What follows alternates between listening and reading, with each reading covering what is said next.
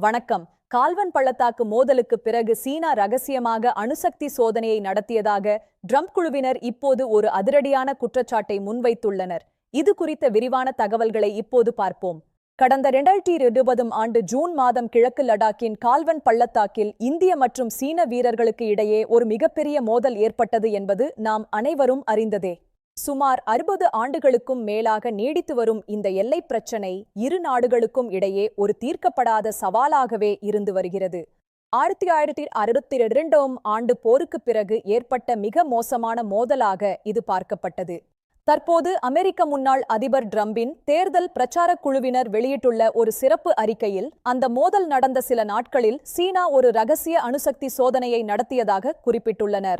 சீனாவின் லோப் நூர் பகுதியில் உள்ள ஒரு நிலத்தடி தளத்தில் இந்த சோதனைகள் நடத்தப்பட்டிருக்கலாம் என்று அந்த அறிக்கையில் சான்றுகளுடன் விளக்கப்பட்டுள்ளது. இது சர்வதேச கண்காணிப்பில் இருந்து தப்பிக்க ரகசியமாக திட்டமிடப்பட்டுள்ளது. அணுசக்தி சோதனைகள் மேற்கொள்ளப்படும் போது ஏற்படும் நில அதிர்வுகளை ஆய்வு செய்து வரும் சர்வதேச கண்காணிப்பு அமைப்புகளின் தரவுகளை ஆய்வு செய்தபோது சில விசித்திரமான அலைவரிசைகள் கண்டறியப்பட்டுள்ளன. இந்த தகவல் உறுதி செய்யப்பட்டால் இது சர்வதேச அணுசக்தி ஒப்பந்தங்களை மீறும் ஒரு செயலாகவும் தெற்காசிய பிராந்தியத்தில் ஒரு மிகப்பெரிய பாதுகாப்பு அச்சுறுத்தலாகவும் அமையும் என்பதில் சந்தேகமில்லை. சீனா தனது இராணுவ வலிமையை உலகிற்கு நிரூபிக்க இத்தகைய ரகசிய சோதனைகளை அவ்வப்போது மேற்கொள்வதாக ஏற்கனவே பல மேற்கத்திய நாடுகள் குற்றம் சாட்டி வருவது குறிப்பிடத்தக்கது. இந்திய பாதுகாப்பு அமைச்சகம் இந்த விவகாரத்தை மிகவும் தீவிரமாக எடுத்துக்கொண்டுள்ளது. எல்லைப் பகுதிகளில் இந்தியாவின் தயார் நிலை மற்றும் கண்காணிப்பு இப்போது பல மடங்கு அதிகரிக்கப்பட்டுள்ளது.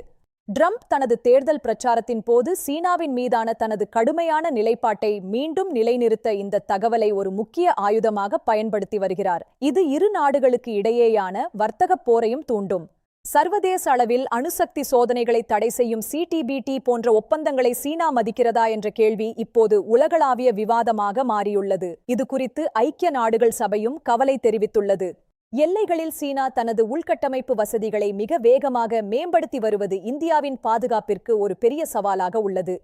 சாலைகள், பாலங்கள் மற்றும் விமானத் தளங்கள் அமைக்கப்படுவதில் ஒரு போட்டியே நிலவுகிறது.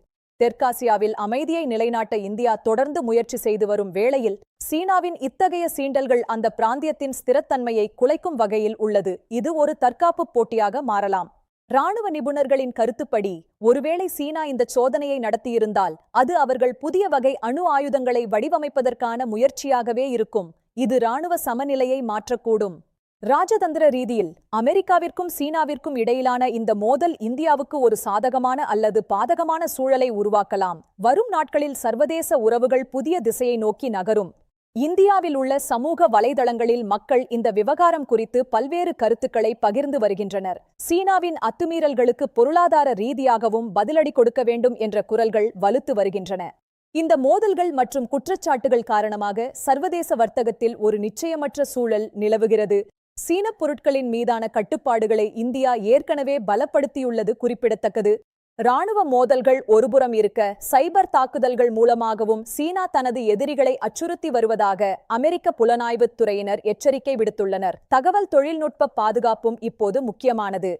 சுருக்கமாகச் சொன்னால், ட்ரம்ப் குழுவின் இந்த குற்றச்சாட்டு உண்மையாக இருந்தால் அது உலக அரசியலில் ஒரு புதிய திருப்பத்தை ஏற்படுத்தும். சீனாவின் ரகசிய சோதனைகள் மற்றும் எல்லையில் அதன் நடவடிக்கைகள் கூர்ந்து கவனிக்கப்படுகின்றன. எல்லையில் அமைதியை நிலைநாட்ட இரு நாடுகளும் இராணுவ கமாண்டர் மட்டத்திலான பேச்சுவார்த்தைகளை தொடர்ந்து நடத்தி வருகின்றன. பேச்சுவார்த்தையே நிரந்தர தீர்வாக அமையும் என்று இந்தியா நம்புகிறது. எத்தகைய சவால்களையும் எதிர்கொள்ள இந்திய இராணுவம் எப்போதும் தயார் நிலையில் உள்ளது. நாட்டின் இறையாண்மையை காக்க அனைத்து நடவடிக்கைகளும் எடுக்கப்பட்டு வருவதாக அரசு உறுதியளித்துள்ளது. இந்தியாவின் பாதுகாப்பு மற்றும் அமைதிக்கு அச்சுறுத்தல் தரும் எந்த ஒரு செயலையும் சர்வதேச சமூகம் உற்று நோக்கி வருகிறது. நாம் விழிப்புடன் இருப்போம். செய்திகளை துல்லியமாகவும் வேகமாகவும் தெரிந்து கொள்ள தொடர்ந்து இணைந்திருங்கள். நன்றி, வணக்கம்.